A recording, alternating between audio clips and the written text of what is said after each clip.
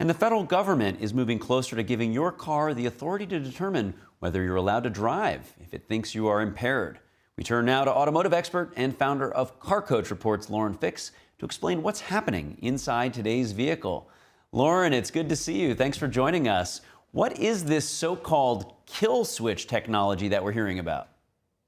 Believe it or not, it was passed under the Biden administration under the infrastructure bill in 2021. And if you want to do the research, it's section 24220. I've been following this since the beginning. And as soon as I saw that it was slipped in, of course, you bury it deep into a bill and no one reads it, but that's what I do. I'm always looking for anything that impacts the auto industry. This is a huge impact for consumers. It was originally supposed to be placed in all 2026 cars, but unfortunately, one, the technology does not exist. So what they've done in the interim, since this is 2021, they put in tracking your eyes. Well, we've all kind of seen that. You know, you're driving and maybe it'll say, pay attention to the road. And you're like, do you need a cup of coffee? And you think, all right, it's tracking my eyes. But it's also using that for lane departure. So they're using it for multiple safety features. But there's a couple companies, one of them being Gentex, has been in business for a long time. And in your rear view mirror, it tracks not just you, but the people in the passenger seat, the second row, and even the third row, whether it be a child or a dog. It tracks not just your eyes, what you say, and your actions. And then it's going to take the software, not a person, it's not AI, and it's going to make a decision. Carrie, I think that you're distracted. I think that you've got something on your mind, and maybe you shouldn't be driving, especially if you're in a panic to get somewhere. Someone needs your help. A situation's happening, a fire, anything. You can fill in a million scenarios. What the car will do is put on its four ways and stop the car, and you're stuck on the side of the road. That could be a highway, that could be a city street, that could be in your driveway when you're trying to leave. You're trying to load the kids in the car to get somewhere in a rush. We've all done it. And it thinks a couple things. One, you're distracted, so the car won't start. It's all software-based. It's the judge, the jury, and the convictor all in one. And here's the big part of it, is it's supposed to be designed, they've slipped it through under the guise of drunk driving. Nobody wants drunk drivers on the street. Nobody.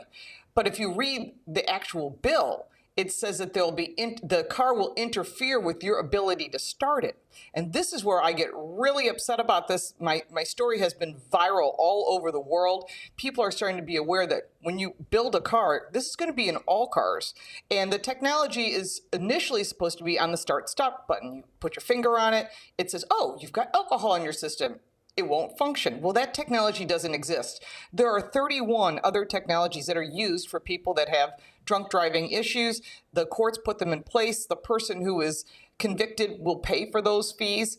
But that's different now. Now they're saying that everybody's guilty until the car decides you're innocent. And think about the fact that you're trying to get somewhere. Your mother needs your help. A friend needs your help. There's a fire. Pick a million scenarios. And you try to start the car. And maybe you took your nail polish off if you wear nail polish, or maybe you were taking paint off a paintbrush, any of those type of chemicals, or maybe you just use mouthwash.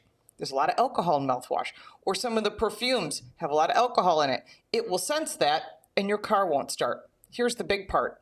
Now the car stopped or won't start, how do you get out of what I call kill switch jail?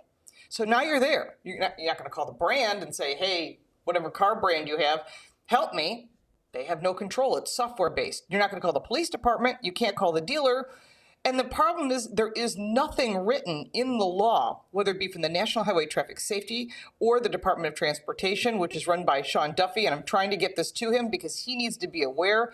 We have no rules for this, and there's no way to get out of it. And it's not like you can just pick up the phone and say, hey, I'm fine. I was taking paint off a paintbrush. I need to get somewhere in a rush.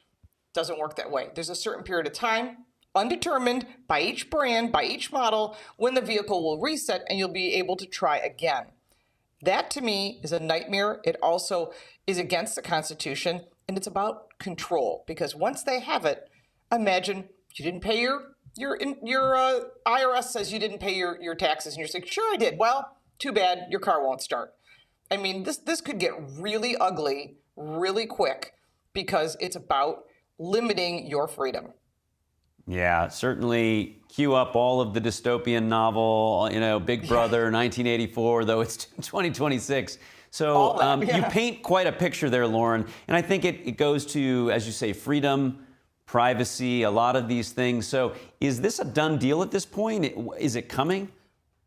So when it first came up, Senator or Representative Thomas Massie got on the floor and read the bill to everyone.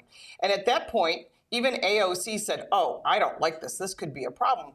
Maybe you just have a sip of something or you use mouthwash. It could literally say that the vehicle won't start. And so some Democrats came, it became very bipartisan. But Mothers Against Drunk Driving pushed this to go through saying it's about drunk driving and that's it. Well, that's not the truth. And because car manufacturers have to implement this, this is where the problems come. So it passed, of course, in 2021. And now we're here again where they're trying to fund it. And Thomas Massie got up again and put up a bill to defund that line item specifically. Also supported by Steve Perry and Tim Burchett, who spoke out about it, not just online, but on the floor. And guess what? More Republicans went and voted for this. So this is bipartisan support for control of your vehicle. And it's really important. I have a list on my Substack, which is Lauren Fix or Car Coach Reports. It's also on my YouTube channel, which is also Car Coach Reports, that lists all of the representatives that voted for it. And this is where we, as people that voted them in, need to say, hey, hold on a minute. We don't want this, because if you don't say anything, this is already funded. It's going to go to the Senate once it's passed. Now, I don't know if President Trump can strip it out, but the Senate might be able to do that. But there's a lot of people upset about this. And my email has been filled with people saying, how do I help? The one thing you can do is reach out to those representatives, tell them we don't want this. We don't want to be told we can't start the car because I took nail polish off, or I'm in a panic because it'll sense your anxiety. Or you're driving down the road and you dodge around a squirrel. We've all done that. You know, you don't want to kill the squirrel, but then you're driving down the road and maybe somebody's over the center line because they're on their phone, so you move out of the way. All those inputs are going to be decided by software that's going to say, I think you're driving erratically. I think you're under the influence of something, with no proof, no conversation, just the software making a decision. Be careful what we ask for, because now it's here. And although it may sound like 1984, this is going to be implemented, and many of these technologies are already in place. They collect your data, they track your eyes, they track your input. All this information's already in place. The only thing they haven't figured out yet is the start-stop technology for alcohol in your system. But once that's figured out, we're going to have a big problem. Lauren, this kind of reminds me of the Twitter files, when we saw how in an emergency the government started leaning on industry to comply with things that they wanted them to do, such as censor speech. In this case, we're talking about the ability to have freedom of movement for an automobile that you've paid for. What are your concerns as it relates to the technologies that go into this, and particularly, how the auto manufacturers are going to navigate potential pressures from either the government or other types of bodies that want to exert control over that vast treasure of data that you're describing?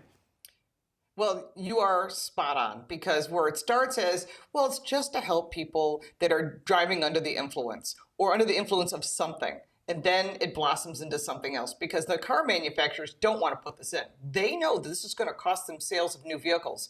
What's on the lots today does not have all of the technology to shut you down, but it's a software update, and that can be done. A lot of the cars that are available today have all kinds of eye tracking. They can sense if your hands are on the steering wheel. They listen in your vehicle for what's going on. So does your phone, by the way. So there's a lot of information, a lot of data being collected. That data can be updated with a simple software update that you don't even know happens. The problem with this is because car manufacturers don't want to upset consumers.